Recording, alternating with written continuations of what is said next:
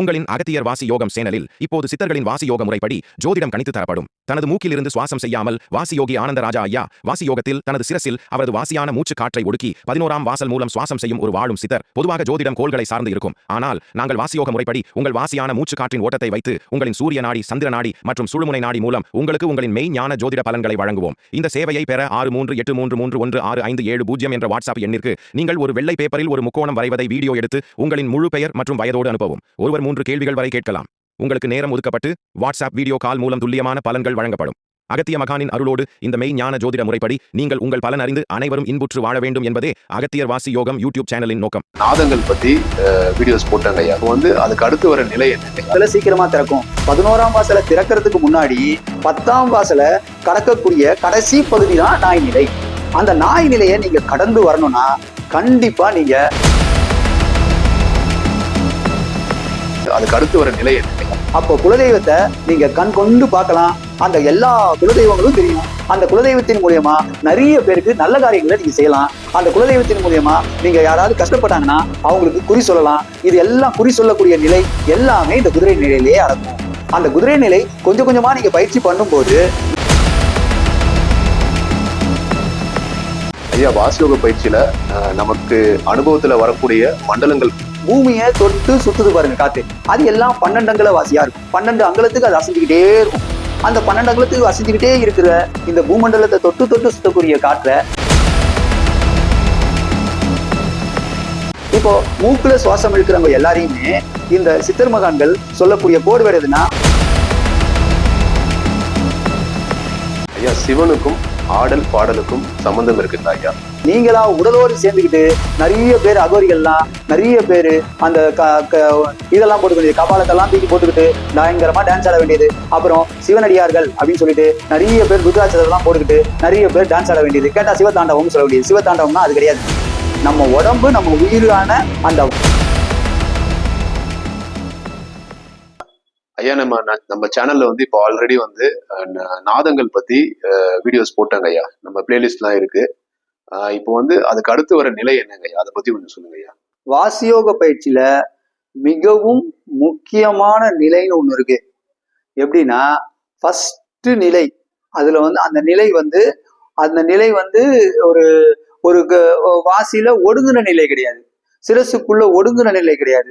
சிரசுக்குள்ள ஒடுங்குறதுக்கு முன்னாடி நம்மளுடைய உருமிநாதம் இருக்கு பாருங்க, நாதமான உருமிநாதம். அந்த உருமிநாதத்தை தாண்டும் போது அது 11ஆம் வாசலை திறக்கிறதுக்கு முன்னாடி 10ஆம் வாசலை கடக்கும் போது இருக்கக்கூடிய ஒரு வெற்றிடமான ஒரு நிலை தான் நாய் நிலை. அந்த நாய் நிலையில உங்களுடைய உடலுடைய அம்சம் எப்படி இருக்கும் அப்படின்னு பார்த்தா, நீங்க அதிகமா வாயில மூச்சை இழுப்பீங்க. அப்போ வாயில மூச்சை இழுக்கும் போது கண்டிப்பா நீங்க நாய் நிலையை அடைவீங்க. அதாகப்பட்டது நாய் நிலைன்னு ஏன் அதை சித்தர் மகான்கள் சொல்றாங்க அப்படின்னு பார்த்தா, அது 5 நிலை. அந்த 5 நிலையை முடித்து அதுக்கப்புறம் தான் 6ஆம் நிலை கொண்ட குதிரையை நோக்கி பயணிக்கிறீங்க. அப்ப குதிரையை நோக்கி பயணிக்கும் போது குதிரை என்னைக்கும் பேசாது. ஒரு கத்த கூட செய்யாது. குதிரை அதிகமா கத்த கூட செய்யாது. நாய் கத்தும். அப்போ வாயில அதிகமா மூச்சு விடுறது நாய் தான். அப்போ அந்த நாய் நிலையில உங்களுடைய வாசி சிரசுக்குள்ள ஒடுங்கும் போது நான் வாயில நிறைய மூச்சு இழுப்பீங்க. அப்படி வாயில நிறைய மூச்சு இழுக்கும் போது உங்களுக்கு எப்பயுமே உடம்பு டயர்டாவே இருக்கும். அப்ப நாய் நிலையில இருக்கும்போது நிறைய இடத்துக்கு நீங்க பயணம் பண்ணக்கூடாது. நீங்க உண்டு, உங்க வாசியோக பயிற்சி உண்டுன்னு கொஞ்ச நாள் வாசியோக பயிற்சியவே வீட்டுல உட்காந்து கரெக்டான டைமிங்க்கு ரெகுலரா செஞ்சுக்கிட்டே வரணும். அப்பதான் அது 11ஆம் வாசலை சீக்கிரமா திறக்கும். 11ஆம் வாசலை திறக்கிறதுக்கு முன்னாடி 10ஆம் வாசலை கடக்கக்கூடிய கடைசி பகுதி தான் நாய் நிலை. அந்த நாய் நிலையை நீங்க கடந்து வரணும்னா கண்டிப்பா நீங்க முழுக்க நீங்க கான்சென்ட்ரேட் பண்ணணும். அதே மாதிரி அப்ப கான்சென்ட்ரேஷனை மிக அதிகப்படுத்தணும். அப்போ வாயில தான் மூச்சு வரும். அதே மாதிரி அப்போ வீட்டுல எந்த இடத்துல எந்த மாதிரி வாசனைகள் வந்தாலும் உங்களுக்கு தெரிஞ்சிடும். அது துர்நாற்றமா இருந்தாலும் மூக்குல உடனே தெரிஞ்சிடும். அதே மாதிரி அது நல்ல வாசனையா இருந்தாலும் அந்த வாசனையை நீங்க உணர முடியும். அப்போ மூக்கு கரெக்டா வேலை செய்யும் நாய் நிலையில. அப்போ மூக்குல நல்ல நல்ல வாசனைகள் எங்க இருந்தாலும் உங்க வீட்டு சரௌண்டிங்ஸ்ல எந்த இடத்துல வாசனை அடிச்சாலும் தெரிஞ்சிடும். நாய் எப்படி மோப்பம் பிடிக்கும், அது மாதிரி அந்த செயல்கள் எல்லாம் உங்களுக்கு நடக்கும். அப்போ வாசனைகள் எல்லாம் தெரிய ஆரம்பிக்கும். அப்போ வாயில தான் நிறைய மூச்சு விடுவீங்களே தவிர நீங்க மூக்குல அதிகமா மூச்சு விட மாட்டீங்க. அப்போ மூக்குல மூச்சு இறக்கமும் இருக்காது, ஏற்றமும் இருக்காது. அப்போ ஒரு மாதிரி வாயிலேயே நீங்க மூச்சு விட வேண்டியதா இருக்கும். அப்ப நிறைய உடம்புல ஸ்ட்ரெயின் ஆகும் சக்தி. அந்த டைம்ல ஸ்ட்ரெயின் ஆகும்போது நீங்க அங்க இங்கன்னு பயணிக்காம அந்த டைம்ல ஒழுங்கா வாசியோக பயிற்சியை செய்யணும். இதுதான் அந்த நிலை. எப்படின்னா 10ஆம் வாசலை கடக்கிற கடைசி நிலை, உரிமைநாதத்தையும் கடந்து வரக்கூடிய கடைசி நிலை, அப்புறம் 11ஆம் வாசலை திறக்கக்கூடிய குதிரை நிலையோட ஆரம்ப நிலையை அடையக்கூடிய அந்த நிலை இது ரெண்டுத்துக்கும் இடைப்பட்ட இடம்தான் இந்த நாய் நிலை. இந்த நாய் நிலையில இப்படிலாம் வரும் உங்களுக்கு பயிற்சி. அதெல்லாம் நீங்க செஞ்சாதான் நீங்க மேல்நிலை அடைய முடியும். அப்பதான் நீங்க வாசியில நல்லபடியா 11ஆம் வாசலை திறந்து குதிரை நிலையை நோக்கி நீங்க பயணிக்க முடியும். அப்ப குதிரை நிலையை நோக்கி பயணிச்சாதான் மூக்குல சுத்தமா சுவாசம் இருக்கிறதே நிற்கும். அப்போ நீங்க வாயில மூச்சு விட்டு அதுக்கப்புறம் மூக்குல இருந்து சுவாசத்தை நிறுத்துற அந்த நிலை தான் நாய் நிலை. இதை நல்லா தெரிஞ்சுக்கோங்க. ஏன்னா நாய் நிலையில ரொம்ப ரொம்ப ரொம்ப ரொம்ப கேர்ஃபுல்லா இருக்கணும். ஏன்னா உடல்ல அப்போ சக்தி ரொம்ப குறையும். எப்படி நாய் வந்து அங்கன்னு ஓடிட்டு வந்து ஒரு இடத்துல நின்று மூச்சு வாங்குதோ அந்த மாதிரி உங்களுடைய வாசியும் நிறைய இடத்துல ஓடி வந்து 10ஆம் வாசலை தேடி நின்று அந்த இடத்தின் மூலியமா தான் 10ஆம் வாசலை கடந்து அது 11ஆம் வாசலை திறக்கணும் அப்படின்னு தேடி நின்று நிற்கும். அப்படி நிக்கிறதுனாலதான் அது உங்களுக்கு மூச்சு அதிகமா வாயில இறைக்கும். அப்போ வாயில இறைக்கிறனாலதான் சித்தர் மகான்கள் இந்த நிலைய நாய் நிலை அப்படின்னு சொல்லியிருக்காங்க. இப்ப நாய் நிலையே கடந்து வந்தாதான் நீங்க நல்லபடியா மேல்நிலை அடைய முடியும். இதுல நிறைய சித்தர் மகான்கள் பாட்டுல இருக்கும்.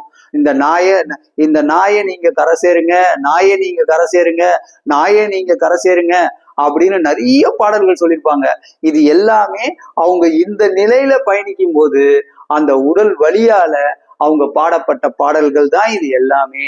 இது நல்லா தெரிஞ்சுக்கோங்க. அப்போ நாய் நிலைன்றது வாசி யோகத்துல 10ஆம் வாசலை கடக்கிறதுக்கு 11ஆம் வாசலை திறக்கக்கூடிய ஆரம்ப நிலை தான் நாய் நிலை. அதுக்கு அடுத்து வர நிலை என்னங்க ஐயா, அதை பத்தி கொஞ்சம் சொல்லுங்க ஐயா. வாசியோக பயிற்சியில இந்த அகத்தியர் வாசியோகத்துல நல்லபடியா நாங்க வந்து எல்லா நாதங்களையும் சொல்லியிருக்கோம். அதுல நாதம் மணிநாதம், அதுக்கப்புறம் சங்குநாதம், அதுக்கப்புறம் உரிமைநாதம், இந்த 3 நாதத்தையும் சொல்லியிருக்கோம். இந்த மூணு நாதமும் கடந்து உங்க வாசி பயணிக்கும் போதுதான் சிரசுக்குள்ள போய் ஒடுங்கும். அப்போ இந்த 10ஆம் வாசலை கடந்து அது 11ஆம் வாசலை திறக்கும். 11ஆம் வாசலை திறக்கும் போது வரக்கூடிய மூலமான நிலை எது அப்படின்னு பார்த்தா முதல் நிலை சிரசுக்குள்ள ஒடுங்கினவன்னா வரக்கூடிய முதல் நிலை வந்து எப்படின்னா குதிரை நிலை, 2வது நிலை வந்து மயில் நிலை, 3வது நிலை வந்து குயில் நிலை, அதுக்கப்புறம் 4வது நிலை வந்து அன்னப்பறவை நிலை, அதுக்கப்புறம் வரக்கூடிய தீப நிலை 5வது நிலை, அதுக்கப்புறம் ஓரங்குல சோசமான சிவலிங்க நிலை வந்து 6வது நிலை. இந்த மாதிரி 6 நிலைகள் இருக்கு. இந்த 6 நிலைகள்ல 6வது நிலை வரும்போது ஓரங்குல சுவாசமா இருக்கும். இதே குதிரை நிலையில இருக்கும்போது அது 6 அங்குல சுவாசமா இருக்கும். ஒவ்வொரு நிலையிலையும் ஒவ்வொரு அங்குலமா அந்த வாசி சிரசுக்குள்ள ஒடுங்கிட்டே வரும். இதுதான் இந்த வாசியோக பயிற்சியில வரக்கூடிய நிலைகள். இதுல நீங்க பார்க்க வேண்டியது குதிரை நிலை. அந்த குதிரை நிலை அப்படின்றது வரும்போது சிரசுக்குள்ள ஒடுங்கி 11ஆம் வாசல் திறந்த உடனே மூளைக்கு வெளியில அந்த வாசி சுத்தி சுத்தி வரும். அப்படி சுத்தி சுத்தி வரக்கூடிய எப்படி அந்த குதிரை வந்து ஒரு ரவுண்டான ஒரு இடத்துல சுத்தி சுத்தி வருதோ அது மாதிரி சுத்தி வரும். அப்படி சுத்தி வர்றத வச்சுதான் சித்தர் மகான்கள் இந்த நிலையை குதிரை நிலைன்னு சொன்னாங்க. இந்த குதிரை நிலையில இருந்து அதுக்கப்புறம் மூளைக்குள்ள இருக்கக்கூடிய ஒரு அறையை திறக்கும். அந்த அறையை நோக்கி தான் பயணிக்கும். அது குதிரை நிலையில இந்த மூளையை சுத்தி சுத்தி சுத்தி சுத்தி வருது பாருங்க. அப்படி வரும்போது இந்த குதிரை நிலையில உங்களுக்கு குலதெய்வத்துடைய முழு அனுக்கிரகமும் உங்களுக்கு கிடைக்கும். அப்போ குலதெய்வத்தை நீங்க கண் கொண்டு பார்க்கலாம். அந்த எல்லா குலதெய்வங்களும் தெரியும். அந்த குலதெய்வத்தின் மூலியமா நிறைய பேருக்கு நல்ல காரியங்களை நீங்க செய்யலாம். அந்த குலதெய்வத்தின் மூலியமா நீங்க யாராவது கஷ்டப்பட்டாங்கன்னா அவங்களுக்கு குறி சொல்லலாம். இது எல்லாம் குறி சொல்லக்கூடிய நிலை எல்லாமே இந்த குதிரை நிலையிலேயே அடங்கும். அந்த குதிரை நிலை கொஞ்சம் கொஞ்சமா நீங்க பயிற்சி பண்ணும்போது நீங்க இந்த குதிரை நிலை அடைஞ்ச உடனே நீங்க 10ஆம் வாசல்ல ஊதக்கூடாது. அப்போ நீங்க என்ன பண்ணணும்னா புருவ மத்தியில உங்களுடைய வாசி மந்திரத்தை நினைச்சுக்கிட்டே வரணும். அப்படி நினைக்கும் போது குதிரை நிலையில அந்த வாசி சுத்தி வரும்போது ஒரு 6 தடவை சுவாசம் பண்ணி தலையை சுத்தி சுத்தி சுத்தி சுத்தி வரும். அப்படி சுத்தும் போது மூளைக்கு வெளியில இருக்கும் அந்த வாசி. அப்போ குதிரை நிலை அப்படின்றது மூளைக்கு வெளியில கபாலத்தை நோக்கி அப்படியே அந்த மூளையை சுத்தி சுத்தி வரக்கூடிய அந்த நிலை தான் குதிரை நிலை. அது சுத்தி சுத்தி வாசி வர்றதுனாலதான் சித்தர் மகான்கள் எல்லாரும் குதிரை ஒரு இடத்துலயே சுத்துறா மாதிரி அதனால அந்த நிலைகளை குதிரை நிலை அப்படின்னு சொன்னாங்க. இதை நல்லா தெரிஞ்சுக்கோங்க. இதுதான் நீங்க நிலைகள்ல பார்க்கக்கூடிய முதல் நிலை குதிரை நிலை. ஐயா ரொம்ப தெளிவான விளக்கங்க ஐயா. ஐயா வாசியோக பயிற்சியில நமக்கு அனுபவத்துல வரக்கூடிய மண்டலங்கள் பத்தி கொஞ்சம் சொல்லுங்க ஐயா. வாசி யோகத்துல மண்டலங்கள் இருக்கு. இந்த மண்டலங்கள் எல்லாம் என்ன அப்படின்னு பார்த்தா இந்த மண்டலங்கள் எல்லாம் காற்று நிறைந்த இடம் அப்படின்னு தான் சித்தர் மகான்கள் சொல்றாங்க. இப்ப காற்று நிறைந்த இடத்துல இப்ப பூமிய சுத்த வைக்கிற காத்து, பூமிய தொட்டு சுத்துது பாருங்க காத்து, அது எல்லாம் 12 அங்குல வாசியா இருக்கும். 12 அங்குலத்துக்கு அது அசைஞ்சுக்கிட்டே இருக்கும். அந்த 12 அங்குலத்துக்கு அசைஞ்சுக்கிட்டே இருக்கிற இந்த பூமண்டலத்தை தொட்டு தொட்டு சுத்தக்கூடிய காற்ற பூமண்டல வாசி அப்படின்னு சொல்றாங்க. இப்போ மூக்குல சுவாசம் இழுக்கிறவங்க எல்லாரையுமே இந்த சித்தர் மகான்கள் சொல்லக்கூடிய கோடு வேடு எதுன்னா பூமண்டல வாசி, அதுக்கு பூமண்டல பிறவி, பூமண்டல உயிர் அப்படின்னு கூட சொல்றாங்க. இது மாதிரிதான் இந்த பூமண்டல வாசிய மூக்குல சுவாசத்தை நீங்க நிறுத்தினீங்கன்னா ஒவ்வொரு மண்டலங்களா நீங்க கடந்து போக முடியும். இதுதான் உண்மையான விஷயம். இப்ப பூமண்டல வாசி அப்படின்னா என்ன பண்ணுது அப்படின்னா அது 12 அங்குல சுவாசமா இருக்கும். உங்களுடைய வாசி யோகத்துல ஆரம்ப நிலையில இருந்து நீங்க 10ஆம் வாசல்ல ஊதக்கூடிய நிலையில இருந்து அப்புறம் நீங்க நாதங்களை ஒன்னொன்னா கடந்து கடந்து கடந்து கடந்து கடந்து கடந்து போய் நீங்க நாய் நிலையும் கடந்து 10ஆம் வாசலை கடந்து நீங்க 11ஆம் வாசலை திறந்தீங்கன்னா தான் பூமண்டலத்துல இருந்து மேல்நிலை அடையக்கூடிய வாசி. நல்லா தெரிஞ்சுக்கோங்க. பூமண்டலத்தை நீங்க கடக்கணும்னாலே உங்க வாசி சிரசுக்குள்ள ஒடுங்குறதுக்குரிய நிலை வந்தாதான் பூமண்டலத்தையே கடக்கும் அந்த வாசி. அப்ப அது வரைக்கும் அது மூக்குல சுவாசம் இழுக்கிற வரைக்கும் இந்த பூமண்டலத்தை சுத்தி சுத்தி தான் இருக்கும். அப்போ பூமண்டலத்தை சுத்தி சுத்தி இருக்கும்போது இந்த பூமண்டலத்துல இருக்கக்கூடிய எல்லா விஷயங்களும் இது கட்டுப்பட்டுதான் இந்த வாசி பயணிக்கும்.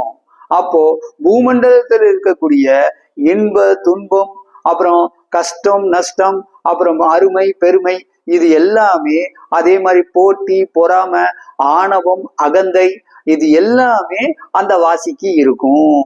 அப்போ பூமண்டலத்தை அது கடக்கும் போதுதான் ஒவ்வொரு நிலைகளா அற்று போகும்.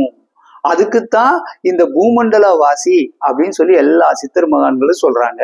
இந்த 12 அங்குல சுவாசமா மூக்குல சுவாசம் இழுக்கிற வரைக்கும் வாசியோக பயிற்சி பண்ணி நாம சிரசுக்குள்ள ஒடுங்காத வரைக்கும் நம்மளுடைய வாசி பூமண்டல வாசியா தான் இருக்கும். இதுதான் உண்மையான விஷயம். ஐயா ரொம்ப தெளிவான விளக்கங்க ஐயா. ஐயா சிவனுக்கும் ஆடல் பாடலுக்கும் சம்பந்தம் இருக்குங்களா ஐயா? இத பத்தின ஒரு சின்ன விளக்கம் கொடுங்க ஐயா. இப்ப எல்லாருக்குமே சிவன் அப்படின்னா யாருன்னு தெரியல. அப்போ சிவன்னா யாரு அப்படின்னு பார்த்தா தன்னைத்தானே நகர்த்திக்கக்கூடிய தனக்குள்ள இயங்கக்கூடிய அந்த காற்று தான் சிவம். அந்த தன்னைத்தானே நகர்த்த முடியாம அந்த காற்று வெளியே போயிடுச்சுன்னா அந்த உடல்கள் எல்லாம் சவம். இது நல்லா தெரிஞ்சுக்கோங்க. அப்போ காற்று உள்ள இருக்கிற வரைக்கும் தான் இது சிவம், காற்று வெளியில போயிடுச்சுன்னா இது சவம். அப்போ சிவனுடைய ஆடல் பாடல் அப்படின்னு எல்லாம் சொல்றாங்க. அப்படின்னா சிவனோடு சேர்ந்த இந்த காற்றோடு சேர்ந்த அந்த காற்றின் ஆடல் பாடலை தான் நீங்க பார்க்கணும். அதை விட்டுட்டு நீங்க சிவ டான்ஸ் ஆடுறன்னு சொல்லிட்டு நீங்களா டான்ஸ் ஆடுறது, உடலோடு சேர்ந்து டான்ஸ் ஆடுறது, அதெல்லாம் எவ்வளோ டான்ஸ் ஆடினாலும் அந்த காற்று அதுக்கு அடங்காது. இதை நல்லா தெரிஞ்சுக்கோங்க. காற்று வெளியே போயிடுச்சுன்னா இந்த உடல் ஆடவே ஆடாது, அமைதியா படுத்துரும், செத்து போயிடுவோம் நாம. இதுதான் விதி. ஆனா உள்ளுக்குள்ள ஓடக்கூடிய அந்த உள்ளுக்குள்ள ஆடக்கூடிய சிவத்தாண்டவமான நம்மளுடைய உயிரின் ஆட்டத்தை நாம கொஞ்சம் கொஞ்சமா வாசியோக பயிற்சி பண்ணி சிரசுக்குள்ள ஒடுங்கி அந்த உயிரின் ஆட்டத்தை நிறுத்தினா அதுதான் சிவத்தாண்டவம். அந்த உயிரின் ஆட்டம் நம்ம உடலுக்குள்ளேயே நிக்கணும். அப்போ உடலுக்குள்ளேயே நின்னாதான் அது சிவத்தாண்டவம். அதை விட்டுட்டு நீங்களா உடலோடு சேர்ந்துக்கிட்டு நிறைய பேர் அகோரிகள்லாம் நிறைய பேரு அந்த இதெல்லாம் போட்டுக்கிட்டு கபாலத்தெல்லாம் தூக்கி போட்டுக்கிட்டு பயங்கரமா டான்ஸ் ஆட வேண்டியது. அப்புறம் சிவனடியார்கள் அப்படின்னு சொல்லிட்டு நிறைய பேர் ருத்ராட்சதெல்லாம் போட்டுக்கிட்டு நிறைய பேர் டான்ஸ் ஆட வேண்டியது. கேட்டா சிவத்தாண்டவம்னு சொல்ல வேண்டியது. சிவத்தாண்டவம்னா அது கிடையாது. நம்ம உடம்பு நம்ம உயிரான அந்த வாசி நம்ம உடம்புக்குள்ள ஓடக்கூடிய அந்த ஓட்டத்தை புருவ மத்தியில பார்த்து நாம நிறுத்துறது தான் சிவத்தாண்டவம். சிவ நடனம் அப்படின்னா நமக்குள்ள ஓடக்கூடிய உயிரின் நடனம் தான் சிவ நடனம். இதுதான் உண்மையான விஷயம். இதை நல்லா தெரிஞ்சுக்கோங்க. இதை தெரிஞ்சிக்காம எல்லாரும் தேவையில்லாம உடலோடும் உயிரோடும் டான்ஸ் ஆடாதீங்க. உயிருடைய ஓட்டத்தை கொஞ்சம் கொஞ்சமா கம்மி பண்ணுங்க, உங்களுடைய ஆயுள் அதிகமாகும். காற்றை அதிகமா சுவாசிச்சு காற்றை அதிகமா செலவு பண்ண உங்க ஆயுள் நஷ்டமாகும். இதுதான் விதி, வேற ஒண்ணுமே கிடையாது. நீ பணத்தை எவ்வளோ செலவு பண்ணாலும் திரும்ப சம்பாதிச்சிடலாம். ஆனா காற்றான உயிரை நீ செலவு பண்ண உனக்கு உயிர் நஷ்டம் கண்டிப்பா நடக்கும். அந்த உயிர் நஷ்டம் நடக்கக்கூடாதுன்றதுக்காகத்தான் இந்த வாசியோக பயிற்சி பண்ணி வாசி மந்திரத்தை ஜபம் பண்ணி வாசியோக பயிற்சி பண்ணி உன் வாசிய சிரசுக்குள்ள ஒடுங்கும் போது நீ சுவாசிக்கிற தன்மைய கொஞ்சம் கொஞ்சமா குறைச்சிப்ப. அப்போ கொஞ்சூண்டு காத்திலேயே நீ உயிர் வாழ முடியும். அப்படி உயிர் வாழும் போது நீண்ட ஆயுளோடையும் நீண்ட நல்ல உடல் ஆரோக்கியத்தோடையும் நீ வாழ முடியும். இதுதான் உண்மையான விஷயம். இதுதான் சிவத்தாண்டவம். உன் உடம்புக்குள்ள ஓடக்கூடிய அந்த உயிர் ஆடக்கூடிய ஆட்டம் தான் சிவத்தாண்டவமே தவிர நீ உடலோடு உயிரோடு சேர்ந்து நீ ஆடுற பாரு அது சிவத்தாண்டவம் கிடையாது. இதை நல்லா தெரிஞ்சுக்கோங்க. சிவனுடைய ஆடல் பாடல் அப்படின்னா கண்டிப்பா உள்ளுக்குள்ள ஓடக்கூடிய ஆடல் தான். உள்ளுக்குள்ளேயே ஓடக்கூடிய சிவனுடைய உயிருடைய ஓட்டம் தான் சிவனுடைய ஆட்டம். அதனுடைய பாடல் அப்படின்னு வந்திருக்கு. அந்த பாடல் அப்படின்னா அந்த அந்த அந்த உள்ளுக்குள்ள ஓடக்கூடிய அந்த காற்று ஒரு விதமான ஒளியை எழுப்புது. அந்த ஒளிதான் நம்மளுடைய வாசி மந்திரம். இதுதான் சிவன். என்னுடைய சிவப்பாடல் எது அப்படின்னு கேட்டா என்னுடைய வாசி மந்திரம் தான் சிவப்பாடல். அதே மாதிரி என்னுடைய சிவ தாண்டவம் எது அப்படின்னு பார்த்தா என்னுடைய வாசியின் அசைவு தான் சிவ டான்ஸ். இதுதான் உண்மையான விஷயம், வேற எதுவுமே கிடையாது. இதை நல்லா புரிஞ்சுக்கோங்க. வாசியோக பயிற்சி செய்யறது தான் சிவத்தாண்டவம், சிவப்பாடல். ஐயா, சித்தர்கள் சொன்ன இடம் பொருள் ஏவல் இதை பத்தி நிறைய யூடியூப்லயும் படங்கள்லயும் நிறைய வசனங்கள் வருது ஐயா. ஆனா அவங்க சொல்ற விதம் பாத்தீங்கன்னா இடம் பொருள் ஏவல்னா நம்ம இருக்கிற இடத்துக்கு ஏற்ப இருக்கிற மக்கள் முன்னாடி எப்படி பேசணும் நடந்துக்கணுன்றதை பத்தி அப்படின்றது மாதிரி எக்ஸ்பிளைன் பண்றாங்க. ஆனா உண்மையிலேயே சித்தர்கள் சொன்ன விளக்கம் இதுதான். எப்படி ஓடும் அப்படின்றது பாக்குறது தான் இடம் பொருள் ஏவல். நல்லா தெரிஞ்சுக்கோங்க. பொருள் அப்படின்னா உயிர் உள்ள பொருள்னு அர்த்தம். இடம் அப்படின்னா அந்த இடம் அப்படின்னு அர்த்தம். ஏவல் அப்படின்னா வாசியோக பயிற்சி செய்யாமலேயே ஒருத்தங்க காலத்தை கழிக்கிறாங்க, சோம்பேறியாவே இருக்காங்கன்னா அவங்க என்ன மாதிரியான பாதிப்பு? நம்ம பாட்டுக்கு நம்ம வாழ்க்கையை வாழ்றோம். ஆனா அப்படி வாழ்ந்த நாம கண்டிப்பா மேல்நிலை அடைகிறோம். 6ஆம் அறிவுக்கு மனிதனா பிறக்கிறோம். ஆனா 6ஆம் அறிவா பிறந்த உடனே நமக்கு 5 அறிவு எது, 4 அறிவு எது, 3 அறிவு எது, அப்புறம் 7ஆம் அறிவு எது அப்படின்னு நமக்கு சிந்திக்கக்கூடிய திறன் கொடுத்த உடனே நம்ம அதை சிந்திக்காம அந்த 7ஆம் அறிவு ஜீவன் தான் நம்ம உடம்புக்குள்ள வாசியா இருக்கு அப்படின்றத நம்ம புரிஞ்சுக்காம அதை நாம வணங்காம அதை நாம வாசியோக பயிற்சி பண்ணாம இருந்தா கண்டிப்பா உயர்ந்ததான் நம்ம கருதி நம்ம கலாச்சாரத்தை பேசுவோம் ஐயா. ஆனா எருமை மாடு வந்து பாத்தீங்கன்னா பெருசா அதுக்கு வந்து மரியாதையோ இல்லை அந்த மாதிரி செய்யறது இல்லை நம்ம எதுவுமே. இந்த பசுமாடு அப்புறம் எருமை மாடு இதுக்கு ஏன் ஐயா அந்த பாகுபாடு? நம்ம சமுதாயத்துல பசு மாட்டுக்கும் எருமை மாட்டுக்கும் நிறைய வித்தியாசம் இருக்கு. அந்த வித்தியாசம் உருவானது அந்தந்த மாடுகளுடைய மனநிலையை வச்சு தான் உருவாயிருக்கு. இதை நல்லா தெரிஞ்சுக்கோங்க. பசு மாட்டுக்கு ஒரு விதமான சாத்வீக குணம் அதிகம். அதனால அதுக்கு ஒரு நல்ல மதிப்பையும் நம்ம கொடுக்குறோம், வீட்டிலேயே வளர்க்குறோம். அதே மாதிரி எருமை மாடையும் நம்ம வீட்டிலேயே வளர்க்குறோம். அதுக்கும் சாத்வீக குணம் தான் உடைய தவிர அது ஒரு பெரும் அசுர விஷயம்லாம் கிடையாது. ஆனா நம்ம என்ன சொல்றோம், எருமை மாடு அப்படின்றது